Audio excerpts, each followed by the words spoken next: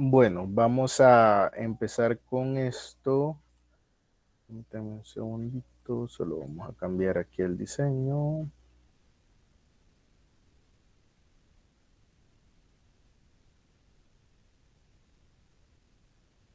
Vaya, por ahí estamos. Entonces, eh, vamos a desarrollar esta unidad que es la unidad 7, ¿verdad? Si se fijan, vamos un poquito saltados en el orden, pero esto se debe a que le hemos dado otro orden en función de lo que ustedes tienen que desarrollar en sus proyectos, ¿verdad? Entonces vamos tratando de desarrollar las áreas que les aportan directamente al desarrollo que tienen del proyecto en el orden en que tienen los elementos que ahí aparecen, ¿verdad? Entonces, esta parte de área de producción, ¿verdad? Y análisis de puesto de trabajo, pues básicamente lo que busca es que a partir de los cálculos que ya hicimos anteriormente respecto a la mano de obra, al equipo, a la maquinaria, vamos a poder realizar eh, ya el dimensionamiento de las áreas de producción como tal. De repente eh, iba a ser bien difícil que nosotros pudiésemos calcular, ¿verdad?, cuál iba a ser el área específica si no sabíamos, por ejemplo, qué tipo de maquinaria íbamos a ocupar, ¿verdad?, si el proceso iba a ser manual, si iba a ser mecanizado, automatizado, etcétera, ¿verdad? Entonces, eh, claro, dependiendo los volúmenes que nosotros ya pudimos estimar de la producción, ¿verdad?, de acuerdo a la demanda que se tiene, a los estudios de mercado que se han realizado, o a la información que ya se tiene con la que se puede estimar, ¿verdad?, cuál va a ser ese volumen de producción a realizar, y con el tipo de maquinaria disponible, ¿verdad?, que vamos a poder ocupar para la empresa. Por ejemplo, muchas veces pueda que de repente nosotros digamos, bueno, necesitamos una mezcladora, ¿verdad?, de X cantidad de galones, ¿verdad?, pero no hay en el mercado una mezcladora para esa capacidad en específico que yo estoy buscando. Entonces, ¿qué me toca? O compramos dos más pequeñas, ¿verdad?, o tres más pequeñas para poder hacer el volumen que yo estoy requiriendo, ¿verdad?, de acuerdo a lo que se tenga disponibilidad en el mercado, ¿verdad?, o me compro una más grande, aunque quede sobrada, ¿verdad? Y entonces, ¿cómo va a influir eso? Pues definitivamente no va a ser lo mismo comprarme esas tres pequeñas, ¿verdad?, comprarme una grande en cuanto a las dimensiones a ocupar, ¿verdad? Pueda que tal vez entre los espacios que tienen que tener entre cada maquinaria, ¿verdad?, en las tres pequeñas probablemente tenga un poco más de espacios muertos por las distancias que tengo que tener de separación, ¿verdad? Qué sé yo, si vamos a hacer algún tipo de instalación para flujo de agua, ¿verdad?, instalaciones eléctricas, etcétera, ¿verdad? Entonces, todo lo circundante a la instalación, ¿verdad?, toda la operación de esa maquinaria, ¿verdad?, va a ser diferente el estar manejando X cantidad de máquinas de cierta capacidad a ocupar una sola de X capacidad, etcétera, ¿verdad? Entonces, a la hora que nosotros vamos a empezar a hacer esa planificación, ¿verdad?, ya nosotros ya conocemos y decimos, bueno, hemos tomado la decisión de irnos por ocupar máquinas pequeñas o por ocupar una grande, ¿verdad? Esa decisión la tienen que haber tomado previamente, y entonces ya con eso nosotros podemos aterrizar y decir, ok, si me quedo con la máquina grande, estamos hablando de solo para la máquina, ¿qué? 5 metros cuadrados, por ejemplo, ¿verdad?, o 10 metros cuadrados, por poner un ejemplo. Y si agarro para las máquinas pequeñas, probablemente voy a estar ocupando 15, 18 metros por los espacios que tengo que tener de pasillos, esto, lo otro. ¿Verdad? Entonces, si se fijan ahí, ya vamos a ir jugando un poco con el hecho de que, ok, tengo máquinas de diferentes tamaños, de diferentes capacidades, ¿verdad? Y que requieren diferentes áreas dentro o área específica, ¿verdad? De espacio dentro de nuestras instalaciones de producción como tal, ¿verdad? Entonces, a partir de esos cálculos que ya hemos hecho, pues toca empezar a diseñar estas áreas, ¿verdad? Tomando en cuenta el equipo de manejo de materiales también, es decir, de repente no voy a diseñar un pasillito de 1 metro si quiero que el montacargas pase en medio de ahí, ¿verdad? O voy a tener que mover unas cajas o materiales, ¿verdad? Así bastante grandes, ¿verdad? Y entonces de repente dejo un pasillito muy pequeño, ¿verdad? Entonces, ¿qué nos va a tocar? Va a tocar estar, no voy a poder mover probablemente una unidad de carga que traiga de la bodega de almacenamiento, ¿verdad? Donde traiga un pallet, ¿verdad? De metro por metro y medio, por ejemplo, ¿verdad? Lleno de cajas y todo, y que va a pasar bien al ras por el pasillito que yo he diseñado, ¿verdad? Sino que voy a tener que tomar en cuenta todas esas consideraciones del flujo de materiales para no quedarme muy escueto en cuanto a los áreas de flujo, ¿verdad? Hay que tomar en cuenta algunos aspectos de seguridad también, ¿verdad? Por ahí vamos a ver que ya aquí empezamos a meter a las normativas, ¿verdad? Y todas las legislaciones que tenemos y que aplican para el diseño de las áreas de producción, ¿verdad?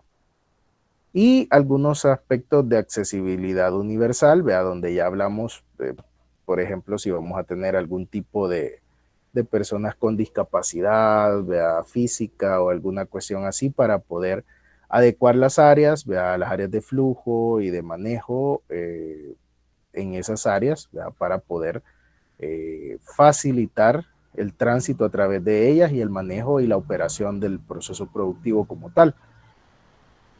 Así es que bueno, en esta parte pues hablamos del diseño un poco de los puestos de trabajo, ¿vea? Algunos diagramas adicionales, hoja de planeamiento de áreas de producción, la seguridad en los puestos de trabajo y la accesibilidad universal, ¿vea? Así es que eso es lo que vamos a realizar. Si se fijan, todo esto pues va a tener que ir amarrado, como ya lo hablábamos, con lo que habíamos visto en la unidad 5, que tiene que ver sobre el diseño del producto como tal, vea el cálculo de las demandas, vea, o los volúmenes de producción que voy a tener que desarrollar y el balanceo de producción. Así es que bueno, partimos de esto. Si revisaron un poco los videos, vea, y los documentos que les había subido sobre las últimas sesiones que teníamos que desarrollar de balanceo de línea y de cálculo de maquinaria y de mano de obra. Si se fijan, este es un ejemplo, vea, donde tenemos una serie de operaciones. No sé si se mira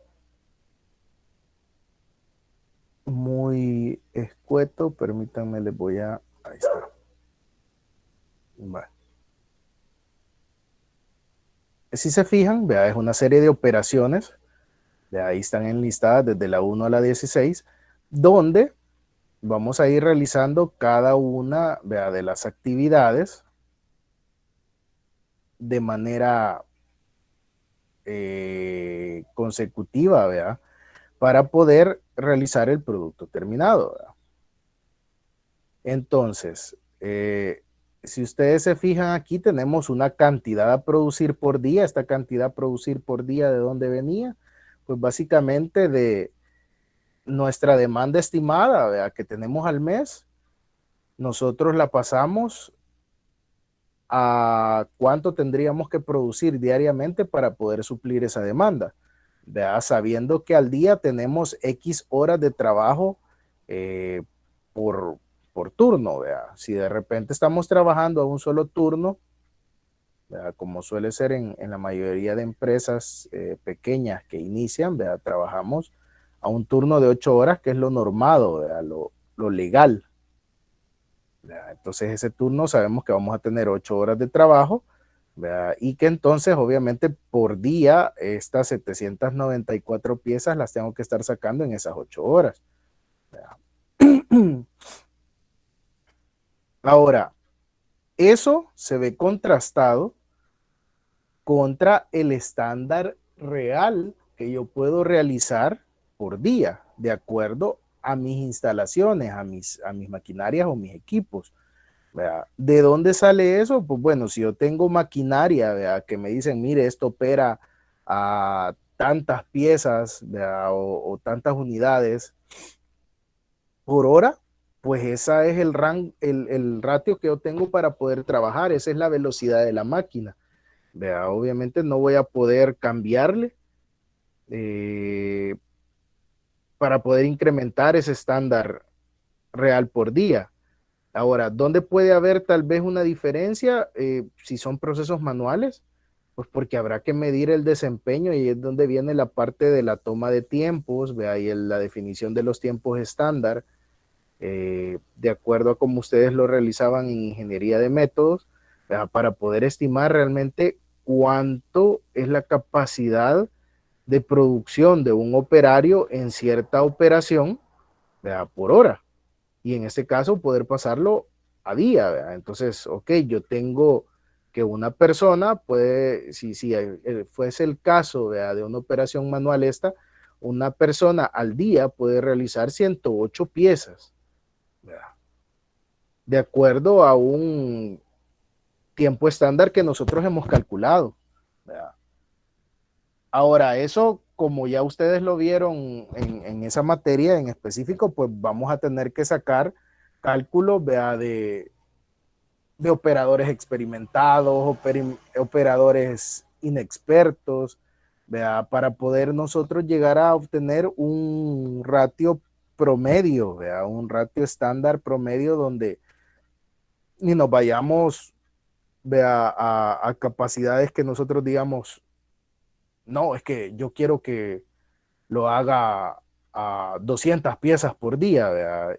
Y el pobre chamaco, ¿verdad? Apenas llega a 150, ¿verdad? Por más que pueda meterle la pata ahí sin ir al baño ni nada, ¿verdad? Entonces, muchas veces ese cálculo de tiempos estándar tiene que ser bien aterrizado, ¿verdad? A la realidad, o sea, no vamos a dejar de ser exigentes con, con nuestro equipo de producción, pero tenemos que ser realistas también, pues, ¿verdad? Y poder hacer un buen cálculo, estimar un buen cálculo y definir lo que realmente es alcanzable. ¿Verdad? Entonces, eso para cuando son procesos, como les digo, con más intervención manual, ¿verdad? Porque va a depender de la destreza, de las ganas que tenga el operador de poder trabajar, ¿verdad? Y sacar X cantidad de piezas al día. ¿Verdad? De repente pasa que cuando ya vamos a la operación, no, es que no puede hacer más de 30 piezas por hora, ¿verdad? Pero de repente viene el gerente de producción y dice, miren, ahora les vamos a pagar un bono por producción de tanto. Y de repente 60 piezas por hora. Ay, mire, duplicó la capacidad que tenía, ¿verdad? Es un milagro. ¿Verdad? No, lo que pasa es que hay un incentivo de por medio. Entonces, estimar, ¿verdad? Esos tiempos muchas veces requiere de cierta habilidad a la hora de poder medir, ¿verdad? Y de poder hacer que el trabajador tenga un ritmo real, pues vea, que no sea acomodado a que yo solo 30 piezas voy a sacar, vea, ahí no me interesa. Vea, así estoy tranquilo y porque si yo le meto más la pata, todos los días me van a estar fregando que tengo que sacar eso. Vea. Muchas veces esas son las situaciones con las que nos encontramos a la hora de ya ir a la práctica, vea, y empezar a hacer estas mediciones de tiempos que tenemos que saber cómo eh, incentivar, vea, ya sea que sea un incentivo de forma eh, buena, vea, puro speech y pura buenas vibras, o que de repente tengamos que ser un poco coercitivos para que ellos puedan trabajar a un ritmo adecuado, vea, y poder medir una capacidad de producción real. Vea. Ahora, con las máquinas es un poco más sencillo porque, como les digo, eh, la máquina tiene, si es automatizada, pues tiene su tiempo ya definido al que trabaja y no vamos a estar ahí encima de la máquina, vamos, tú puedes, aumenta un 20%, ¿verdad? No, o sea, la máquina va a trabajar a cierta velocidad, ¿verdad? A cierta capacidad y eso es lo que va a poder realizar, ¿verdad? Ahora, probablemente, y no sea importante medirlo en los procesos productivos, donde los procesos no son del todo automatizados, ¿verdad? ¿Qué quiere decir? Que de repente no es que solo le doy a la palanquita y empiezan a pasar el montón de botellas y se llenan y de ahí dan la vuelta por allá, regresan, va y llegaron a empaque, ¿verdad? Sino que hay procesos donde ciertas actividades se van a realizar o van a depender del operador y ciertas actividades las va a realizar en automático la máquina. Por ejemplo, hay procesos en donde la elaboración de un producto, ¿verdad?, puede llevar 3, 4 etapas dentro de la misma máquina. Y ese cambio entre las etapas de repente pueda requerir de mediciones, ¿verdad?, de algunos parámetros, de preparación de la máquina, de adición de algún tipo de químicos, ¿verdad?, o de insumos para el proceso, ¿verdad? Entonces, ¿dónde va a tener que intervenir el operador? ¿Verdad?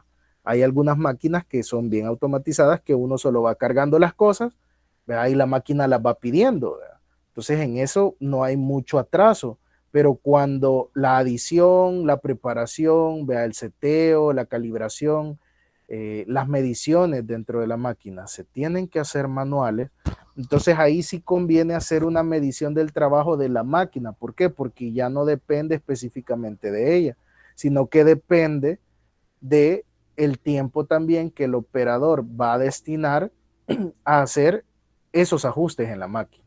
¿Verdad? Entonces ahí probablemente la máquina diga que ella tiene la capacidad de producir tanto por hora, sí, pero si el operador se tarda 15 minutos, ¿verdad?, en cargarle los insumos, pues obviamente ya consumió un buen tiempo pues de operación de la máquina. Entonces eso no lo va a poder recuperar. O que de repente, no, mire, nos dio un problema y nos equivocamos, ¿verdad? Y no le hicimos este paso, pues hay que detener la máquina, va a haber algún tiempo desperdiciado, ¿verdad? Entonces todas esas situaciones se van a dar, ¿verdad? Son factores de riesgo que tenemos que contemplar porque en el proceso productivo pueden llegar a darse, ¿verdad? Entonces, si el proceso es full automatizado, tenemos esa ventaja, pues que la máquina hace todo y que realmente no hay margen de error o de desfasar o de aumentar los tiempos de esas actividades de intermedias en las etapas que hay que realizar, ¿verdad? Y de igual forma, si de repente estamos midiendo entre operaciones, vea, y hay que hacer algún tipo de preparación, vea, previa a alguna de las etapas, vea, donde de repente digamos, ah, bueno, aquí además nomás sale el material de aquí para acá, hay que prepararlo, montarlo, estirarlo, etcétera. Entonces eso, pues obviamente va a pasar a ser parte de esa etapa como tal, ¿verdad? Entonces vamos a tener que incluirla, si es que tal vez no vale la pena incluirla como una etapa, la preparación, ¿verdad?, el montaje en una mesa, por ejemplo, de algún material, etcétera, pero sí puede pasar a ser parte de la siguiente actividad, ¿verdad?, que estemos ahí detallando. Por ejemplo, aquí a la hora de usar el perforador, ¿verdad?, en esta etapa, puede hacer que para hacer las perforaciones yo tenga que montar el material en algo, dejarlo fijo, entonces ahí se pierde cierto tiempo, ¿verdad?, que no solo es la perforación del material, sino que va a tener que entrar en esa etapa el montaje del material para poder hacer las perforaciones. Bueno, habiendo explicado un poco esto, pues vamos a qué. Si yo tengo la cantidad a producir por día, vea, ya tengo el estándar que yo puedo realizar con mi capacidad instalada por día, pues lo que nos resta es hacer una división, vea, de ese tiempo de producción por día entre el estándar de lo que yo puedo producir, ¿verdad? En esa etapa, ¿verdad? Y entonces eso nos va a terminar de definir el número de maquinarias o de puestos que yo tengo que tener. Es decir, cuando nosotros estamos calculando aquí, por ejemplo, si poníamos el caso allá de tener 3 máquinas o una sola grande, pues aquí vamos a tener que sacar el estándar real por una máquina, ¿verdad? Claro, si sacamos el estándar por la máquina grande, pues obviamente me va a salir que puedo producir más cantidad de piezas, ¿verdad? Y si lo hago por la pequeña, se va a ver bien escueto, uno va a decir, puchica, que yuca, ¿verdad? Pero precisamente eso nos va a definir cuántas máquinas son las que yo debería de adquirir para esa etapa específicamente. Entonces, ocupamos la capacidad que tiene la maquinaria como tal, vea, una de ellas, para poder estimar y que aquí nos diga cuánto requerimos. Entonces igual pasa con las operaciones manuales, vea. Voy a medir la actividad de un operador, vea, y aunque haga la medición de 4, 5, 10 para sacar mi estándar, ese estándar representa, vea, la capacidad de un operador para realizar esa actividad manual. Entonces, si por ejemplo acá no son maquinarias, sino que es actividad manual, lo que me estaría diciendo acá es que yo necesito 7.35 operadores, ¿verdad? En actividades manuales para poder realizar esta primera actividad, ¿verdad? ¿Qué quiere decir eso? ¿Cuántos debería de estar contratando? ¿O cuántas máquinas debería de tener en estos casos? Por ejemplo, para el primer ejemplo, ¿con cuántas me quedo? Con 7, con 8, porque no puedo tener .35 máquinas o .35 personas.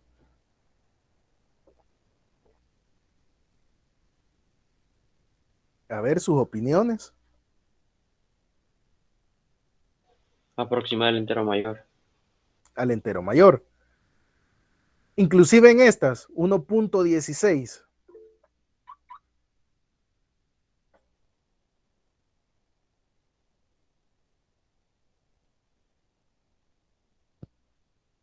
Ok, dice, Atilio por ahí dice, depende de los recursos. Vincent, ¿quería comentar algo? Eh, sí, me quedé pensando, pero diría que tal vez entero mayor o entero menor. Ajá. Depende, bueno, depende de las circunstancias.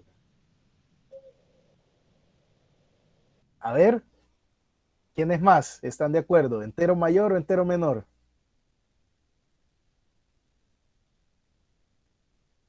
Yo entero mayor pensaría. Entero mayor. A ver, ¿quiénes más?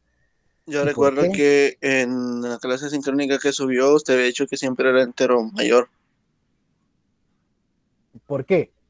A ver, porque bueno, no recuerdo por qué, pero según yo es porque, o sea, es mejor siempre aproximar el entero mayor para que no haga falta, por decirlo así, material por procesar, o sea, que no quede, digamos, en el proceso no haya faltante.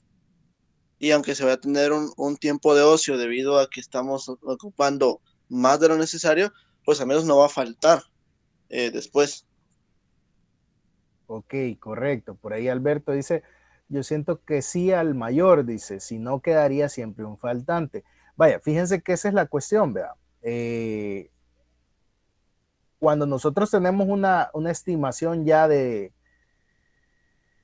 nuestro estándar requerido, ¿verdad? Perdón, de la cantidad de producir al día, es porque suponemos, ¿verdad? Tenemos la idea de que eso se tiene que producir porque se va a vender, ¿verdad? Entonces, si yo me voy al entero menor, ¿verdad? Lo que yo estoy haciendo en este caso es que voy a dejar de producir o voy a dejar de vender esa cantidad de producto, ¿verdad? Que represente esa fracción, ¿verdad? Que yo estoy eliminando, ¿verdad? Entonces, en la mayoría de casos, ¿verdad? Yo me estaría optando, ¿verdad? Por el entero mayor, ¿verdad? O a mi, al punto de ver, ¿verdad? En esto deberíamos de aproximarnos al entero mayor. ¿Por qué? porque primero no estoy despreciando o no estoy dejando de atender una demanda del mercado que se supone, que con los datos que tenemos y todo, supone que es la certera, es la que estamos por atender. Y de hecho ahí les voy a hacer el comercial. Este viernes que viene tenemos un conversatorio sobre toma de decisiones con datos, ¿verdad? Y ahí viene un poco amarrado con esta parte, ¿verdad? El hecho de que qué tan certeros, ¿verdad? Qué tan confiables son estas estimaciones que yo tengo de la cantidad a producir por día, ¿verdad? Porque si me están diciendo ahí que lo que yo necesito producir son esas 794 piezas, porque eso al final va a ser lo que van a requerir, ¿verdad? Para poder venderlo, ¿verdad? Y es lo que mi cliente me está pidiendo. Si yo no logro cumplir eso, yo le voy a quedar mal a mi cliente. Y si yo le quedo mal a mi cliente, ¿verdad? Lo que voy a obtener es que me deje de comprar, ¿verdad? O que probablemente se vaya donde alguien más para que le pueda suplir lo que se requiere. Entonces, desde el punto de vista, ¿verdad? De mantener a mis clientes, de la satisfacción de mi cliente, que es por todo, por lo que nosotros estudiamos ahorita, ¿verdad? Todo este montón de materias es simple y sencillamente por la satisfacción del cliente, ¿verdad? Porque el cliente reciba lo que necesita, ¿verdad? Entonces, en ese caso, necesitamos irnos al entero mayor, ¿verdad? Porque con eso garantizamos que la demanda de nuestro cliente está satisfecha. Pero además, hay que tener en cuenta un elemento, ¿verdad? Si de repente yo empiezo a diseñar una planta, ¿verdad? En función de unos cálculos que yo tengo y todo, pero qué sé yo, al cabo de 1 o 2 años, ¿verdad? Empieza a crecer esa demanda y yo me he quedado muy justo, ¿verdad? Entonces me va a tocar volver a hacer un cambio en mi capacidad instalada y agregar más maquinaria, ¿verdad? Para poder satisfacer la nueva demanda que vaya creciendo. Y eso viene bien apegado con un casito que ya les viene por ahí para que puedan hacer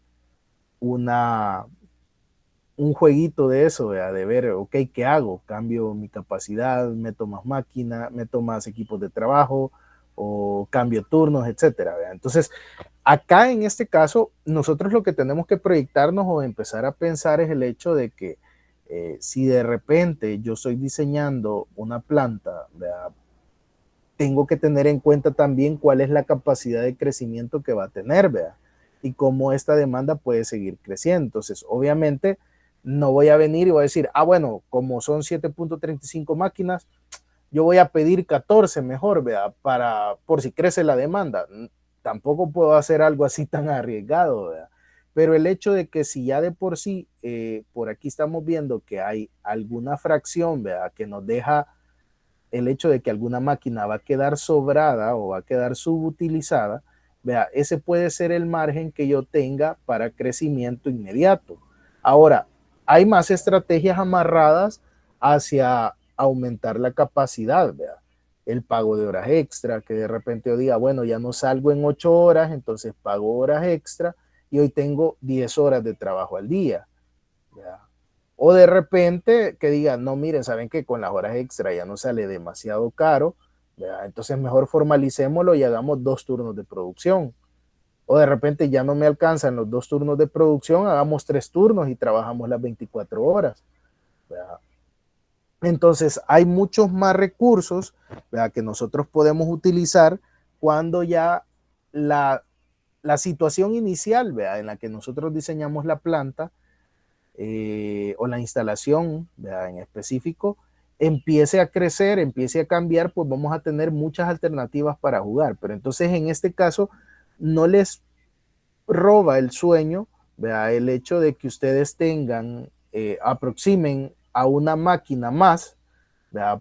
por cubrir esa demanda y que de repente les quede subutilizada. Claro, nos va a interesar medirlo, ¿verdad? Porque al final es una subutilización que vamos a tener de la máquina, ¿verdad? Que al final no está produciendo para lo que la hemos comprado, ¿verdad? Pero recuerden, por ejemplo, aquí que van a encontrarse de repente con muchas variantes de que, bueno, habían algunos tiempecitos por ahí que no los habíamos contemplado y entonces el proceso tarda un poquito más, ¿verdad? Entonces,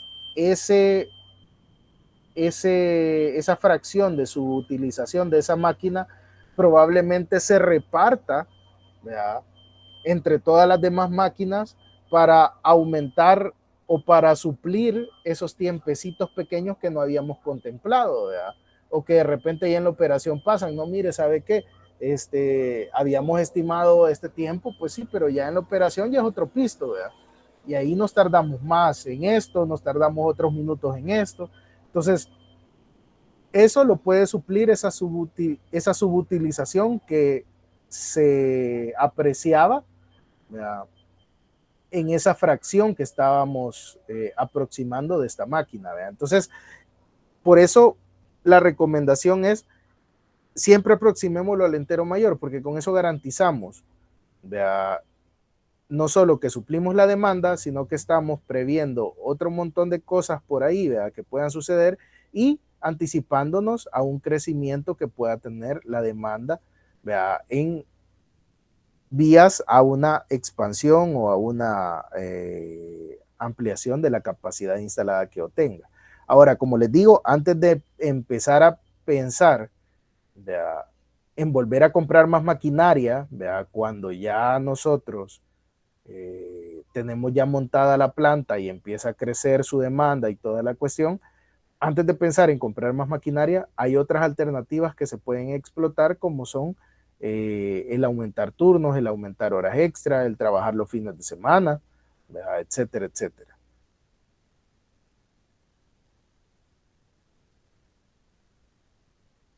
Así es que, bueno, permítanme. Entonces, acá ya estamos claros, ¿verdad?